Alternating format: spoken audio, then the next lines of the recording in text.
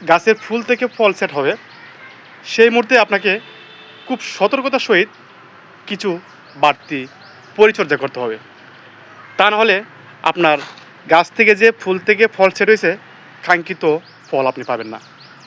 আপনাকে কি করতে হবে একটু মনোযোগ সহকারে দেখুন। প্রথমে কী করবেন, আপনার যে গাছে ফুল থেকে ফল ছেড়েছে এই ফল গাছের এই গোড়াটা ঠিক এইভাবে আপনার মাটিগুলো আলগা করে নেবেন। উপরে আলগা করে নেওয়ার পর এই এক চামচ পরিমাণ আপনি, এটা হচ্ছে পটাশ সার, এই 1 চামচ পরিমাণ আপনি পটাশ সার গাছের গোড়ায়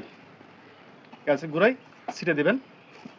এবং 1 চামচ এটা হচ্ছে টিএসপি দেবেন 1 চামচ গাছের গোড়ায়। ঠিক এইভাবে দেওয়ার পর আপনার শুকনো গোবর সার অথবা বার্মি কম্পোস্ট আধা কেজি পরিমাণ আপনার ছিটে দেবেন। যদি 15 দিন পর পর এরকমভাবে বাড়তি যত্ন করতে পারেন, তাহলে আমার বিশ্বাস আপনি এই গাছ থেকে একটা ফলও ধরবে না, প্রত্যেকটা ফল আপনার হবে মিষ্টি এবং সতেজ তরতাজা।